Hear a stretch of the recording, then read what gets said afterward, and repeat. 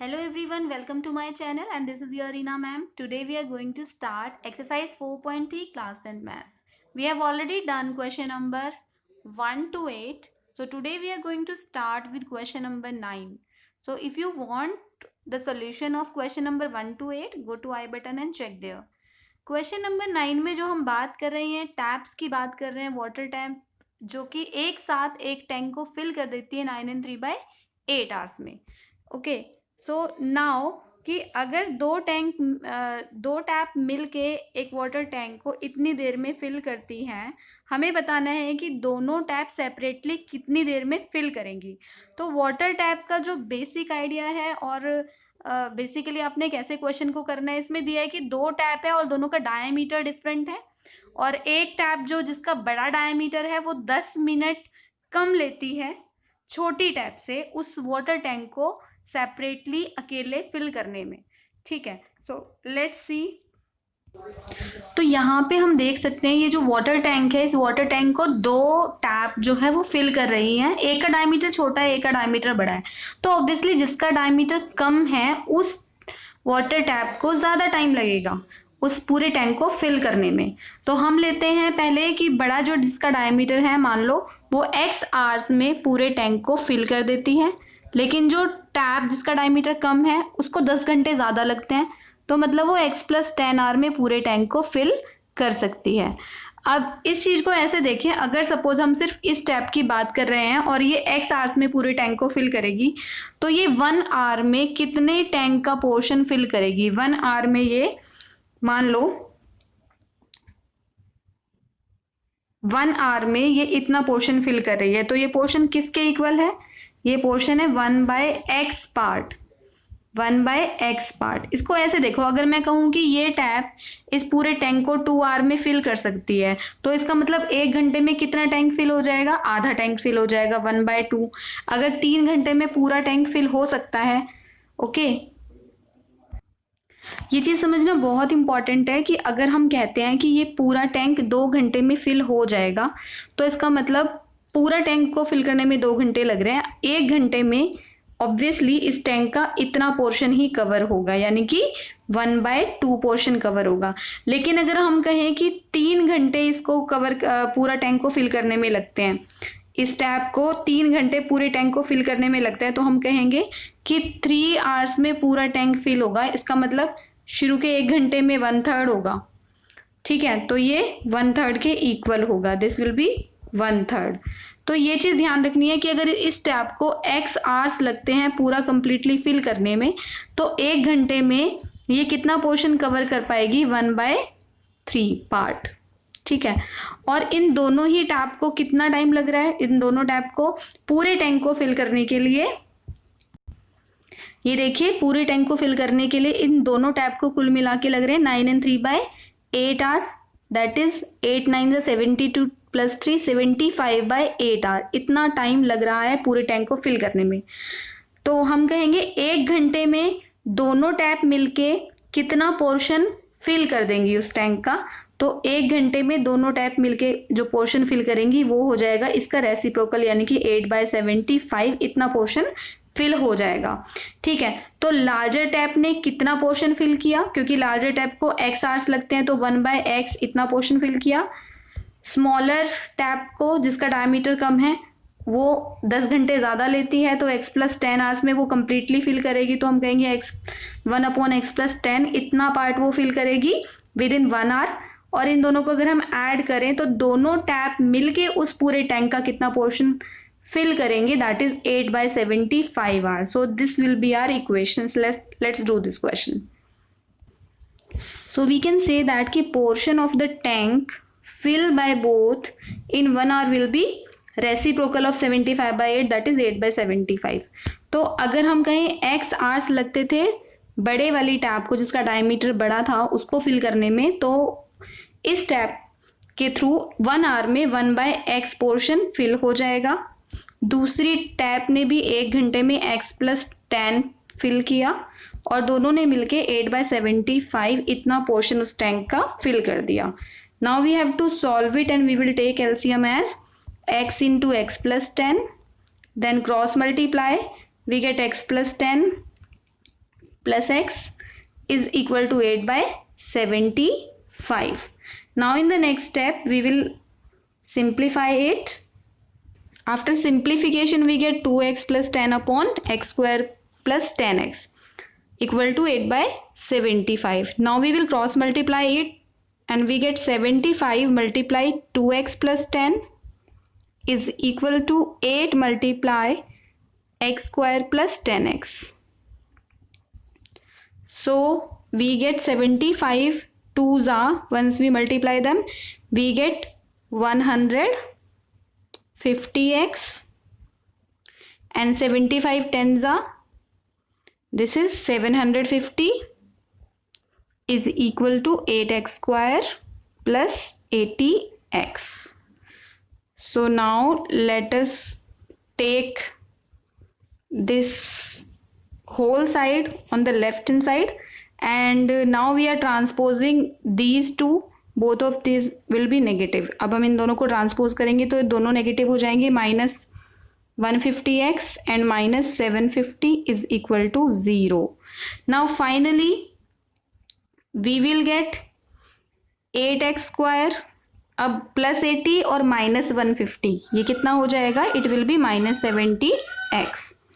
Okay and minus 750 minus 70x and minus 750 is equal to 0. अब हमें 750 के ऐसे फैक्टर्स करने हैं कि जिनको माइनस करके आ जाए 70. तो इसके पहले हम फैक्टर ले लेते हैं 75 एंड 10. ये दो फैक्टर हो गए. 75 के हम ले लेते हैं 25 एंड 3 और इसके भी आगे 2 एंड 5 ले लेते हैं. अब इन्हीं फैक्टर्स को हम दोबारा रीअरेंज करके दो फैक्टर्स में कन्वर्ट कर लेते हैं. तो अब अगर हम यहाँ ध्यान से देखें तो कौन कौन से फैक्टर्स होंगे हमारे यहाँ पे? यस, इट विल बी, इसमें हमें 8 को भी इंक्लूड करना है इन फैक्टर्स में क्योंकि यहाँ पे एक्स स्क्वायर का कोफिशिएंट 1 नहीं है. So we will take all these factors along with 8. So अब इन सारे फैक्टर्स को हमने एक साथ लेना है and then we have to convert them into 2 factors only. 2 factors में कन्वर्ट करना है जिनको सब्ट्रैक्ट करके आ जाए 70. राइट, तो हम यहाँ लेंगे 25 2 ज़ा, सो इट विल बी 50 और बाकी सबको अगर हम मल्टीप्लाई करें 8 5 ज़ा 40 एंड 43 ज़ा 120. सो 50 माइनस 120 हम अगर यहाँ ले लें तो हमारे पास माइनस 70 आ जाएगा. So we will write 8x square. ठीक है, it will be plus 50x minus 120x and minus 750 equal to 0. अब इन दोनों में से हम कॉमन लेंगे. 8 और 50 में से क्या कॉमन होगा? 8 एंड 50 में से 2x कॉमन होगा. So we can say that 4x plus 25 will be there. Then minus, अब 120 and x इसमें से 30 कॉमन आ जाएगा. Then 34 is 120, again 4x minus minus plus, then it will be 30, 2 is 60 and 5 is 150. So यहाँ पे दो factors आ गए हैं हमारे पास. So we can say that 4x plus 25 एक फैक्टर तो ये रहेगा और दूसरा फैक्टर हो जाएगा 2x minus 30 is equal to 0. अब इन दोनों फैक्टर्स को हम 0 के इक्वल रखेंगे and then we will find out the value of x from here. So we can say that 2x minus 30 equal to 0. तो 2x will be equal to 30 and x is equal to 30 divided by 2. ठीक है, सो यहाँ पे value आ गई 15. x is equal to 15. Now जो दूसरा factor था उसको भी हम रखेंगे. 4x प्लस 25 ये दूसरा फैक्टर था, इसको भी हमने 0 के इक्वल रखा तो 4x इक्वल टू आया minus 25 and the value of x will be minus 25 upon 4. लेकिन आपको पता है कि time taken to fill a tank can not be negative. Okay, तो हम नेगेटिव टाइम को हम नेगेटिव में कैसे कैलकुलेट कर सकते हैं? So time taken to fill a tank cannot be negative. तो अगर हम इसको नेगेटिव नहीं ले सकते हैं तो हम इस वैल्यू को क्या कर देंगे, रिजेक्ट। सो हम कहेंगे hence time taken to fill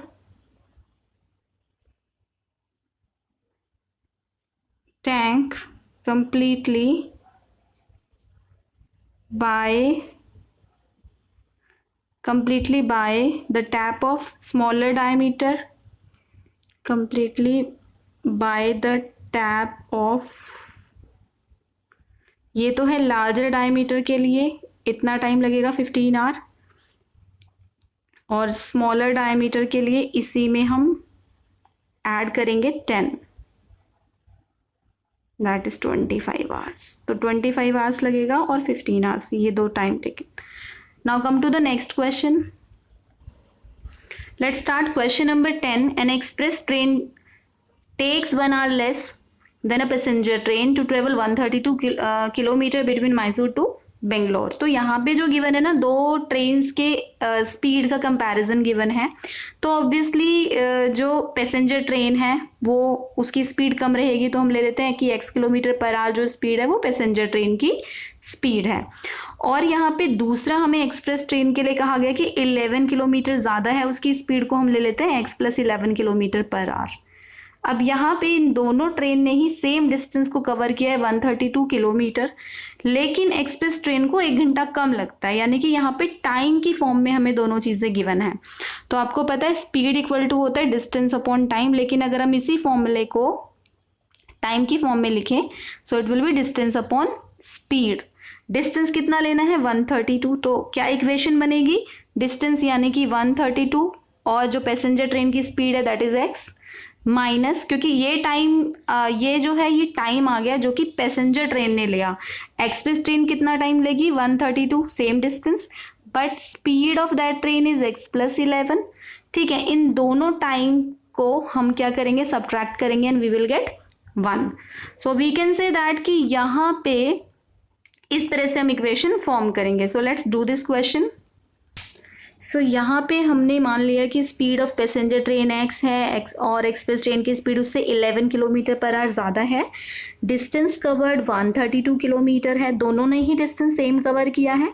तो अब हम टाइम कैलकुलेट अगर करें, टाइम टेकन बाय, पहले हम ले लेते हैं कि पैसेंजर ट्रेन ने कितना टाइम लगाया इस डिस्टेंस को कवर करने में। सो पैसेंजर ट्रेन ने जो टाइम लगाया है उसको हम t1 से रिप्रेजेंट कर देते हैं।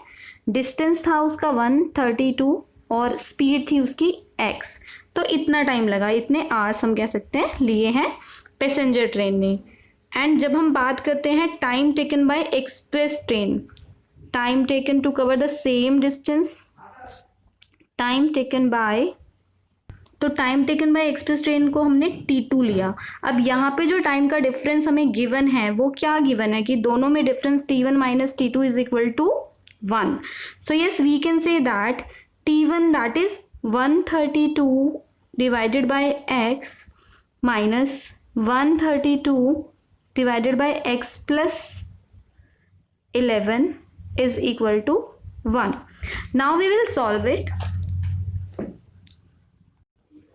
सो वी कैन क्रॉस मल्टीप्लाई, यहाँ पे एलसीएम हमारा आ गया x × x + 11। अब हम क्रॉस मल्टीप्लाई करेंगे इसको सॉल्व करने के लिए एंड वी गेट 132 × x + 11 और यहाँ होगा माइनस x × 132 और वी कैन से 132 × x, 132x आ जाएगा।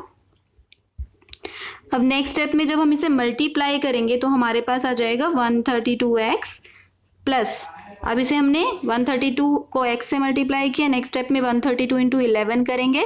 Once we multiplied by 11 we get 2541 and minus 132x divided by, नीचे डिनोमिनेटर को अगर हम मल्टीप्लाई करें x × x, x² + 11x आ जाएगा इक्वल टू 1।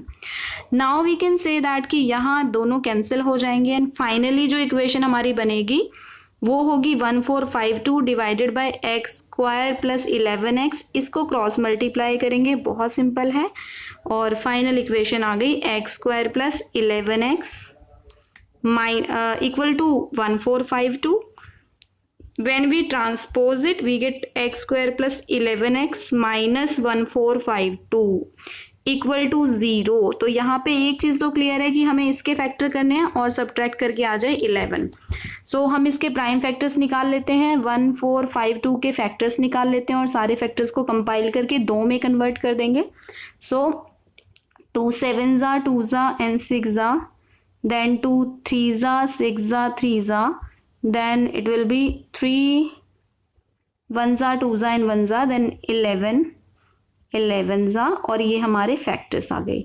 अब हम इन सारे फैक्टर्स को कंपाइल कर लेते हैं. इन दोनों को लिया 11 3 ज़ा 33 और दूसरा हम लेंगे 2 2 ज़ा 4 4 11 ज़ा 44.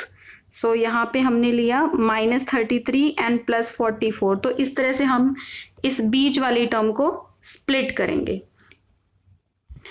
सो यहाँ पे फाइनली हम जब इसको स्प्लिट करेंगे तो क्या क्या हमने फैक्टर्स लिए थे, +44x and -33x and -1452 equal to 0. x will be taken common from both और हमारे पास बनेगा x + 44. यहाँ से -33 कॉमन लिया, again x plus 44 equal to 0. Now we have two factors, one is x plus 44 and other one is x minus 33. तो यहाँ पे एक चीज़ तो क्लियर हो गई है कि हम जब x plus 44 को 0 के इक्वल रखेंगे तो x की वैल्यू आएगी negative, and we will not take speed of train as negative. So we can say that due to this negative speed we will reject it. So this will be rejected and x minus 33 को हम 0 के equal रखें, x की value आ गई 33. So we can say that hence speed of कौन सी train की speed है ये, स्पीड ऑफ पैसेंजर ट्रेन, क्योंकि हमने पैसेंजर ट्रेन की स्पीड को लिया था x. So speed of passenger train is 33 km/h. ठीक है, और जो हमारी दूसरी ट्रेन थी कौन सी, express train, speed of express train कितनी थी, वो ज़्यादा थी इससे. कितनी ज़्यादा थी, 11 km/h. So speed of express train will be x + 11 था, यहाँ x की वैल्यू 33 है, 33 + 11 and it will B 44 km/h. ठीक है, स्पीड टाइम के हमने पहले भी बहुत सारे क्वेश्चंस करे हैं, तो हमेशा हम टाइम के फॉर्म में ही कन्वर्ट करते हैं. चैप्टर 3 में भी हमने कुछ क्वेश्चंस करे थे और इन चैप्टर्स को हमें कुछ थोड़ी सी ज़्यादा प्रैक्टिस और अंडरस्टैंडिंग की ज़रूरत होती है करने के लिए. तो keep practising and doing this question. So let's move to the last question of this exercise. So जो ये लास्ट क्वेश्चन है ना, ये भी बहुत मज़ेदार होने वाला है क्योंकि ये भी कोई डिफरेंट काइंड ऑफ क्वेश्चन है. यहाँ पे दिया है कि 2 स्क्वायर हैं और जिनका एरिया का सम हमें गिवन है और दोनों स्क्वायर के डायमेंशंस अलग अलग हैं. If the difference of their perimeters is 24 metre, उन दोनों का जो पेरीमीटर है उसका डिफरेंस 24 दिया है. Find the sides of 2 square, दोनों स्क्वायर्स की साइड हमें बतानी है. तो 468 ये उन स्क्वायर्स के एरियाज का सम है. तो देखते हैं 2 स्क्वायर अलग अलग कैसे हो सकते हैं और उनका पेरीमीटर का डिफरेंस जो है वो 24 मीटर. ये 2 चीज़ें हमें गिवन है और इन्हीं की हेल्प से हमें इक्वेशन फॉर्म करनी है. सो यहाँ पे हम 2 स्क्वायर ले लेते हैं और हम मान लेते हैं कि इनका जो साइड है वो x और y है. सो यहाँ पे हमने जो 2 स्क्वायर लिए हैं उनकी हमने स्क्वायर की जो साइड है वो ले ली x और y. तो फर्स्ट स्क्वायर का पेरीमीटर क्या होगा, ऑब्वियसली ये होगा 4x और सेकेंड स्क्वायर का पेरीमीटर होगा 4y. बट इनके पेरीमीटर्स का डिफरेंस जो है वो हमें गिवन है 24. क्या गिवन है, difference of their perimeters, difference of there perimeter is 24. ये हमें गिवन है क्वेश्चन में. तो 24 अगर हमें पेरीमीटर गिवन है तो हम इनके पेरीमीटर्स को एक इक्वेशन में कन्वर्ट हो जाएगा ये. So what we will do in the next step कि हम पूरी ही इक्वेशन को 4 से डिवाइड कर देते हैं. और आप अब सोच रहे होंगे कि मैम इस क्वेश्चन में क्या ले रही हैं, 2 वेरिएबल्स ले रही हैं जबकि हमें एक सिंगल वेरिएबल में ही क्वेश्चन को सॉल्व करना है. तो हम इसकी हेल्प लेंगे, जो हम अभी कर रहे हैं इसकी हेल्प से ही हम क्वेश्चन को सॉल्व करेंगे. x - y = 24 हुआ तो हम कहेंगे यहाँ पे जो x की वैल्यू है वो कितनी है, 24 + y, ये है वैल्यू x की. अब देखिए एक और चीज गिवन है यहाँ पे कि जो उनके एरिया का सम है वो भी हमें गिवन है, सम ऑफ देयर एरियाज। तो अब मेन चीज स्टार्ट हुई जिससे हमारी क्वाड्रेटिक इक्वेशन फॉर्म होगी, सम ऑफ देयर एरियाज। एक बार फिर से क्वेश्चन देख लेते हैं। सी द क्वेश्चन में यहाँ पे गिवन है sum of areas of two square 468। तो अब हम लेंगे कि x square plus y square equal to 468। So ये तो क्लियर है यहाँ पे कि देखो फर्स्ट स्क्वायर का एरिया है एक्स स्क्वायर और सेकंड स्क्वायर का जो एरिया है वो है वाई स्क्वायर, है ना। तो हम कहेंगे कि अगर हम इस एरिया की बात कर रहे हैं जो कि एक्स स्क्वायर है और सेकंड में एरिया कितना है वाई स्क्वायर है, तो हम कहेंगे हमारी इक्वेशन बन जाएगी x square plus y square equal to 468।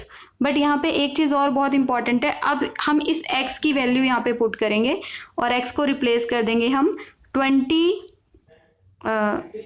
ये भी 4 से डिवाइड होगा एंड इट विल बी 6। तो हम कहेंगे यहाँ पे कि ये हो जाएगा 6 plus Y.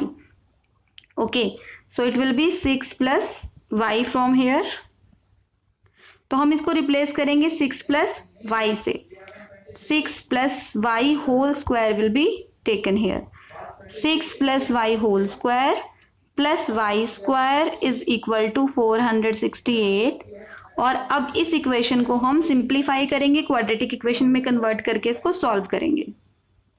So we can say here कि यहाँ पे जो हम फॉर्मूला अप्लाई करने वाले हैं, पहले हम आइडेंटिटी का यूज करके इसको एक्सपैंड कर लेते हैं। a plus b whole square is equal to a square plus 2ab plus b square. तो यहाँ पे जब हम a को लेंगे 6, सो हम कहेंगे कि यहाँ जब हम अप्लाई करेंगे तो ये हो जाएगा 6 square plus 2 into 6 into y, और प्लस b को हमने लिया है यहाँ पे y, so it will be y square plus जो हमारा फर्दर इक्वेशन का पार्ट है वो सेम रहेगा, उसमें कोई भी चेंजेस नहीं होंगे। जहाँ पे हमने आइडेंटिटी का यूज किया है उसे मैंने ब्लू से शो किया है यहाँ पे, बाकी पूरा पोर्शन सेम रहेगा।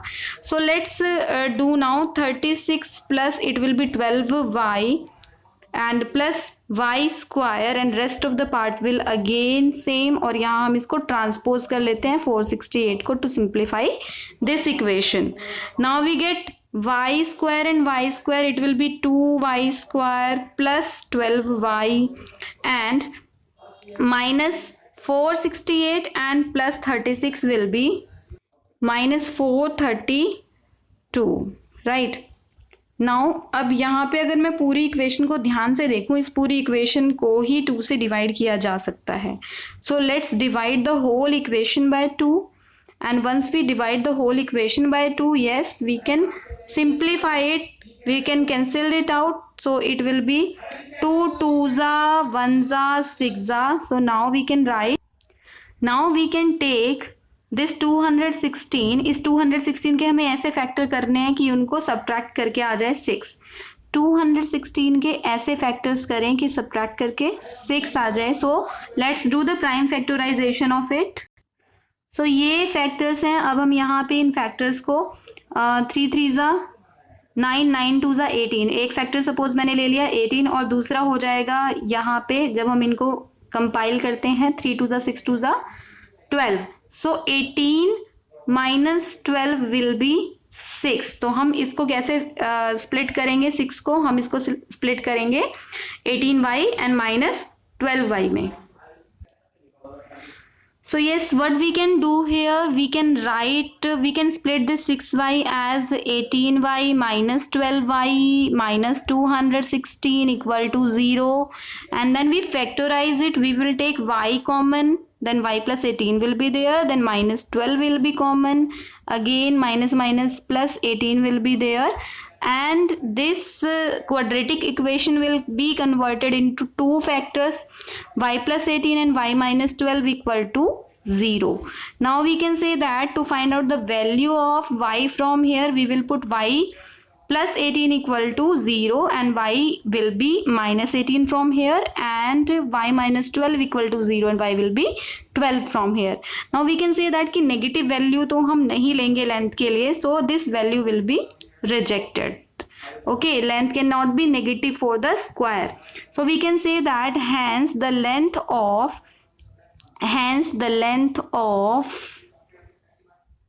the side of square is 12. Side of square is 12 metre. But यहाँ पे दो स्क्वायर्स की बात हो रही थी, तो side of other square will B, एक दूसरा जो स्क्वायर था, बड़े वाला जो स्क्वायर था वो क्या था, side of other square that will be 12 plus 6, that is 18 meter. Right, so we have completed this exercise 4.3. If you like the video, don't forget to press the like button.